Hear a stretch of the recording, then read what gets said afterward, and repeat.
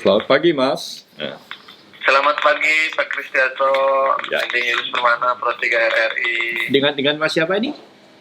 Saya Ninding Julius, Pak, Pak. produser program Indonesia oke. Menyapa Pagi.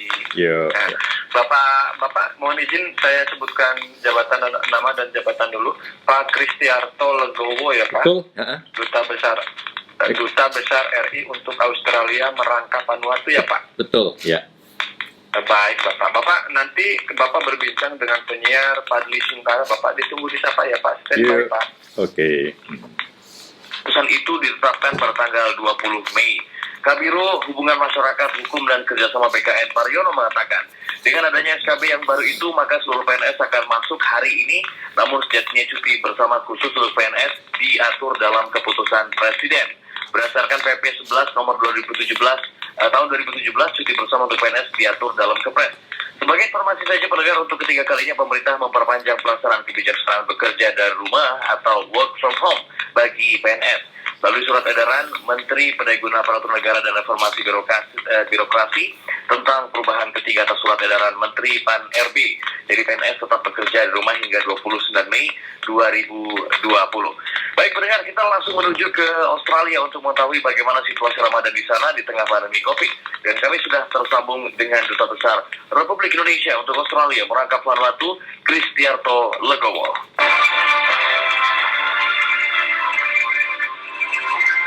Pak Dubes, selamat pagi. Selamat pagi, Pak Fadli Sungkar. Apa kabar?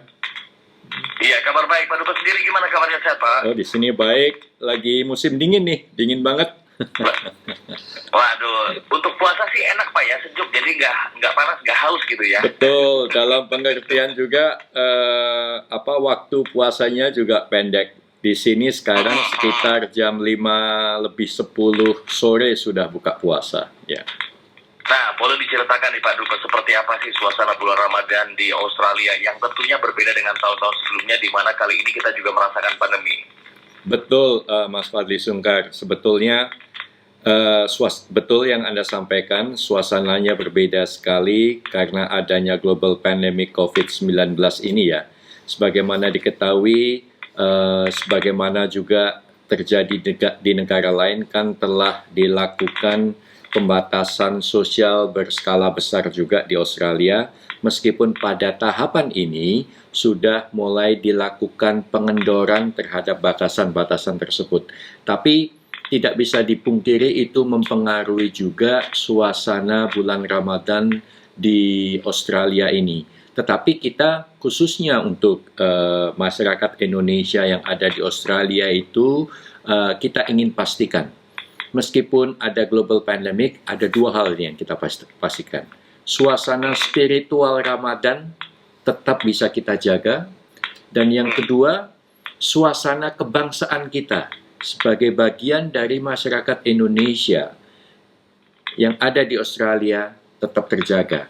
Nah, dalam konteks ini, misalnya terkait dengan aspek spiritual, teman-teman di KBRI bersama masyarakat Indonesia yang ada di wilayah ACT istilahnya ya, Australia Capital Territory ini, mereka secara rutin melakukan pengajian bersama secara online juga, ya kan? Kemudian kita pada tataran KBRI juga melakukan misalnya pembagian takjil yang pelaksanaannya kita modifikasi sedemikian rupa sehingga kita tidak melanggar protokol yang ditetapkan oleh pemerintah Australia terkait dengan upaya pencegahan penyebaran pandemi global 19. Jadi waktu itu saya dengan teman-teman KBRI melakukan pembagian takjil secara drive-thru. Jadi kayak di restoran McDonald itu, Mas. Ya, tapi gratis ya, kok di McDonald kan bayar, kalau di sini kan gratis. Jadi kita jadi teman-teman ngelewatin di KBRI, lobi KBRI, naik mobil, kemudian kita langsung buka jendela, kita bagi, kita mengucapkan salam, dan kemudian sudah. Tapi memang kita tidak bisa melakukan sholat id bersama, karena memang hal itu belum diperbolehkan. Saat ini sebagaimana saya sampaikan, meskipun pemerintah Australia sudah melakukan pengendoran, saat ini istilahnya pengendoran tahap 1. Pengendoran tahap 1 itu misalnya kita sudah boleh menerima tamu sejumlah 10 orang di satu rumah. Kemudian beberapa aktivitas perekonomian seperti di mall juga sudah mulai diperbolehkan. Toko-toko juga sudah boleh dibuka, meskipun untuk orang masuk ke setiap toko masih dibatasin. Maksimal 10 orang misalnya. Jadi orang antri, Mas. Tapi kemudian setelah itu ada 2 keluar, 2 masuk. Nah, pada tanggal 30 Mei nanti rencananya kita sudah memasuki tahap pengendoran kedua. Nah, akan lebih banyak lagi 20 orang kita bisa berkumpul di satu tempat. Kemudian beberapa kegiatan yang terkait dengan perekonomian juga bisa mulai dibuka secara lebih luas lagi. Kemudian, tapi ini nanti dievaluasi apakah nanti bisa ke tahap 3 atau tidak. Nanti di tahap 2 ini dievaluasi apakah orang disiplin atau tidak. Kemudian apakah nanti ada the so-called the second wave, ya kan? Of the pandemic. Nah, ini kan yang ditakutkan kan, nanti sudah dianggap sudah selesai, dikendorkan, kemudian ada gelombang kedua. Tapi alhamdulillah, Mas, saya bisa katakan masyarakat Indonesia di Australia pada umumnya semuanya dalam keadaan baik, sehingga mereka pun bagi yang dapat menjalankan ibadah bulan Ramadan ini dengan baik, insya Allah nanti juga bisa menjalankan Hari Raya Idul Fitri dengan baik. Ya, tapi selama pandemi, WNI kita di sana sempat memerlukan bantuan tidak, Pak Dubes? Jadi, pertama, terkait dengan pandemiknya sendiri, Mas. Ada 2 warga negara kita yang terinfeksi memang. Tetapi mereka semua sudah sembuh, bisa dikatakan. Ada 1 warga negara Indonesia yang tinggal di Canberra, sepulangnya dari Indonesia, dia menjalani tes dan dinyatakan terinfeksi, langsung masuk rumah sakit dan kemudian sudah dinyatakan sembuh. Kemudian dan kepada mereka kita berikan perhatian yang secara seksama, meskipun cara kita memberikan perhatian juga harus kita sesuaikan dengan aturan dan protokol yang ditetapkan oleh pemerintah Australia. Kita kan nggak boleh ngunjungin segala macam, kan nggak boleh. Tetapi terkait dengan bantuan yang kita berikan kepada warga negara Indonesia. Pertama, kita pada tataran Canberra, KBRI dengan KJRI, kita ada 4 KJRI, Mas. Ada Konsulat Jenderal Republik Indonesia di Sydney, di Melbourne, di Perth, dan juga di Darwin. Itu kita membagikan sembako juga kepada mereka yang membutuhkan. Jadi, kan banyak mahasiswa yang biasanya untuk menopang kehidupan mereka kerja sambilan, ya kan? Tapi kemudian karena bisnis ditutup kan, otomatis mereka kehilangan pekerjaannya. Sehingga untuk menopang mereka itu dalam batas-batas yang ada sesuai dengan kemampuan kita telah memberikan pembagian sembako kepada mereka. Nah, kriterianya apa? Kriterianya kita kembalikan pada mereka. Apakah mereka merasa membutuhkan atau tidak? Jadi, untuk mereka yang membutuhkan, silahkan datang, kita berikan bantuan, ya kan?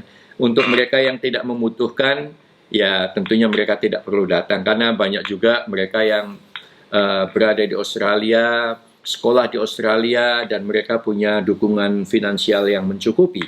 Dan mereka dengan penuh kesadaran mereka juga tidak datang, mereka tidak mendaftar, sehingga mereka lebih memberikan kesempatan pada yang memang membutuhkan untuk dapat mendapatkan bantuan tersebut.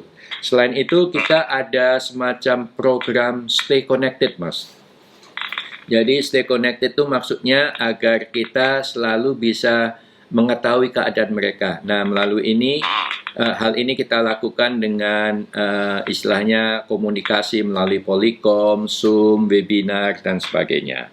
Sehingga kita bisa mengetahui kondisi mereka.